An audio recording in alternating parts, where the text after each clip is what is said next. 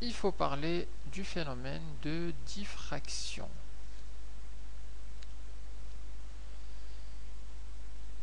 Alors, phénomène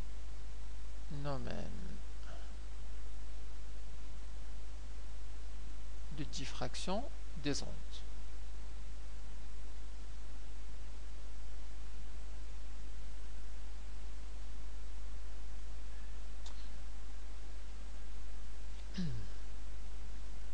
Alors, donnons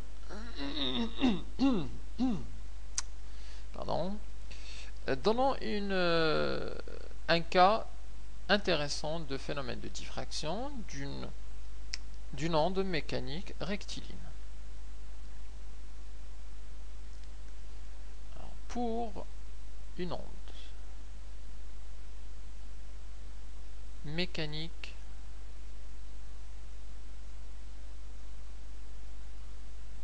rectiligne,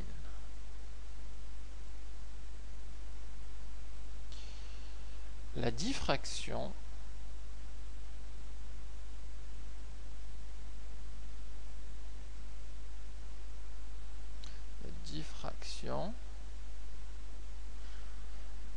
ou le phénomène de diffraction, le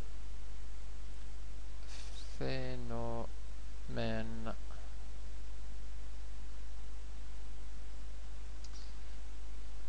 de diffraction correspond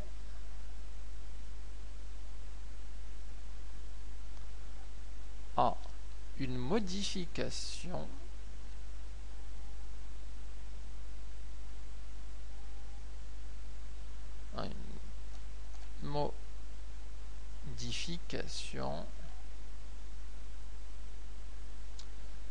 de la forme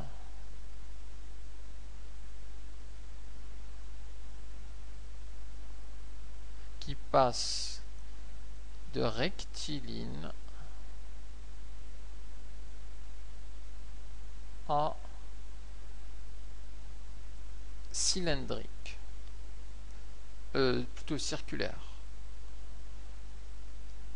Circulaire, en 3 dimensions, on parlera de sphérique.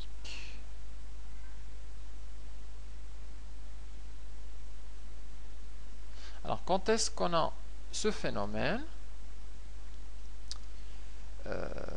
Correspond à ça lorsque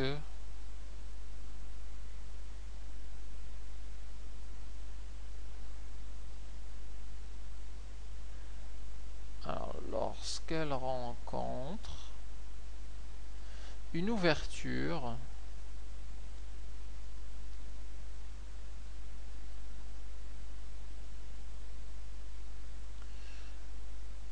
de largeur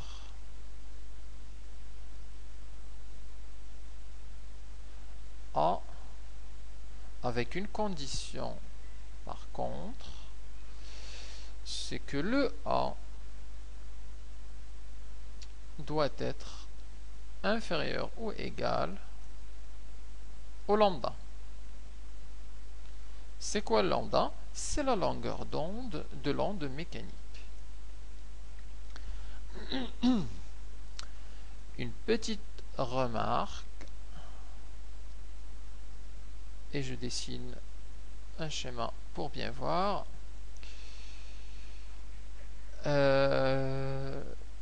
La diffraction ne modifie pas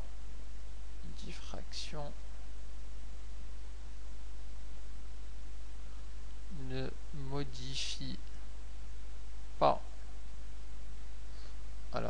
modifie ni la longueur d'onde, elle ne modifie pas la fréquence, elle ne modifie pas la vitesse. Donc en fait, ce qu'elle fait, c'est simplement la modification de la forme. Ce que j'ai mis là. Et l'expérience qu'on fait, c'est une expérience dans une cuve à ondes où on crée une onde rectiligne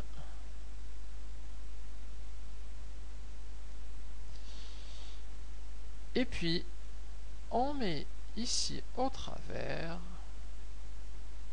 une ouverture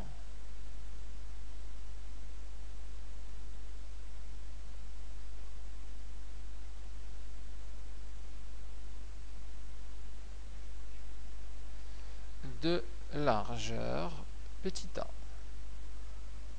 Voilà, ici, c'est le petit a.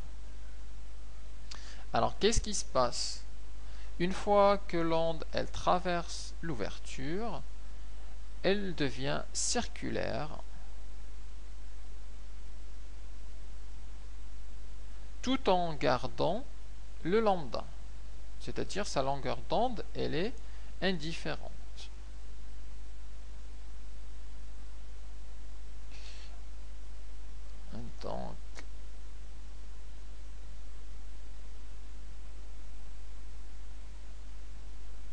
Donc je garde la même longueur d'onde.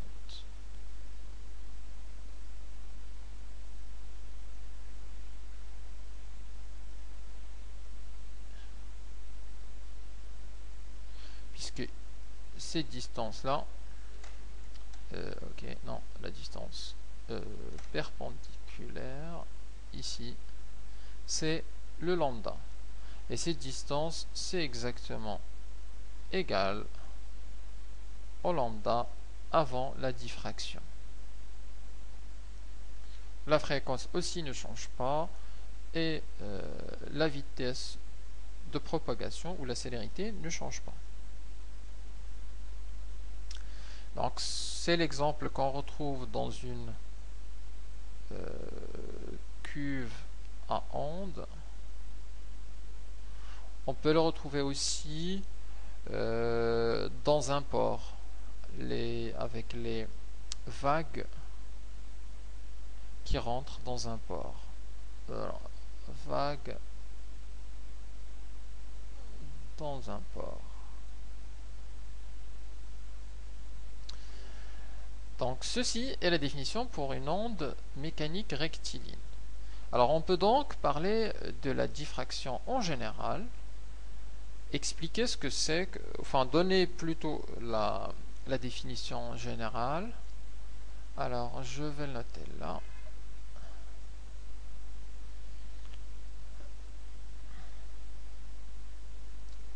La diffraction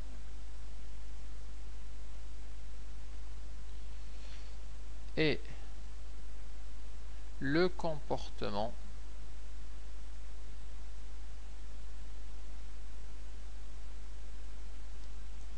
des ondes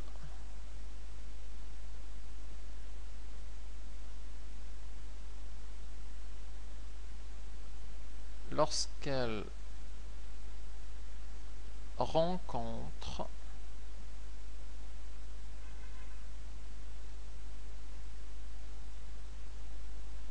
un obstacle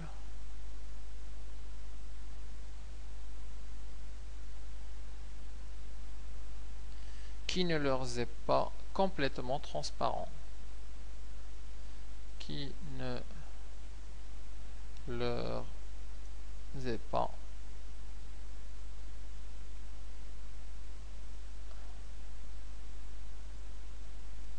transparent.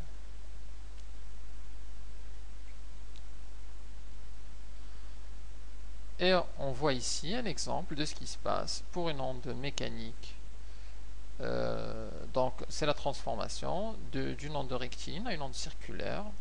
Lambda, F et V restent constantes. On verra un deuxième exemple avec les ondes lumineuses. Passons donc aux ondes lumineuses. Et commençons par une définition d'une onde lumineuse.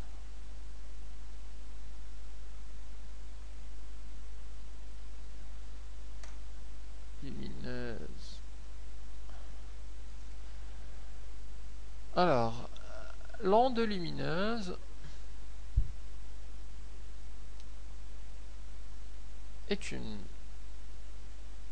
c'est une onde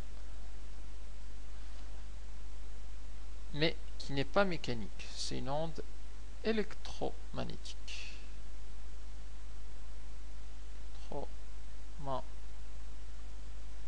Magnétique. Et qui est périodique.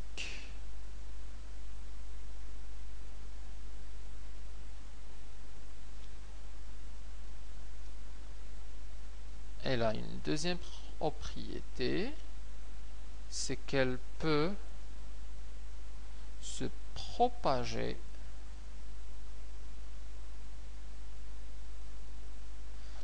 dans le vide.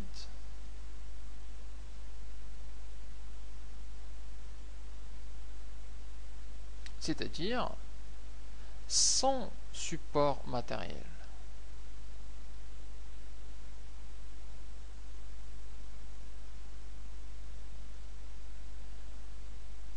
Sans support ou sans milieu de propagation matériel.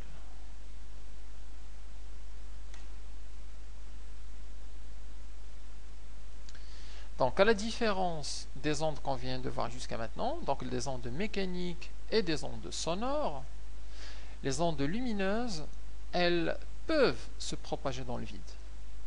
D'ailleurs, c'est pourquoi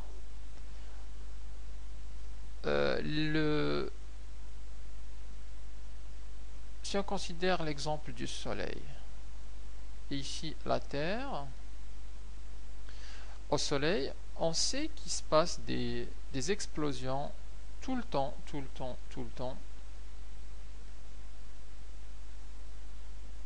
Mais jamais l'onde sonore ne parvient à la Terre. On ne les entend pas. Pourquoi? Car entre les deux, il y a le vide. Donc le son, alors je vais mettre comme ça. Donc ça, le son ne passe pas. Car il a besoin d'un support matériel. Il a besoin d'air. Il faut que ce soit l'air ou l'eau ou une autre matière. Alors que les ondes lumineuses passent très bien le vide. Donc la lumière passe jusqu'à la Terre. Donc c'est une différence fondamentale entre les ondes lumineuses et les ondes sonores.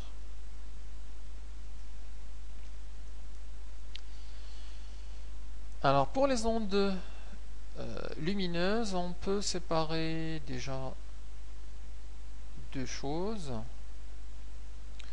On peut séparer la lumière blanche, c'est la lumière qu'on reçoit par exemple du soleil, en disant que c'est une lumière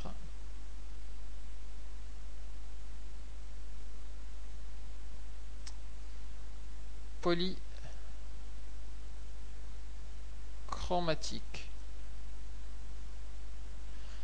c'est-à-dire qu'elle est composée de plusieurs lumières. Polychromatique, lumière polychromatique composée de plusieurs lumières. Plusieurs lumières. Les lumières unitaires, c'est ce qu'on appelle les lumières monochromatiques.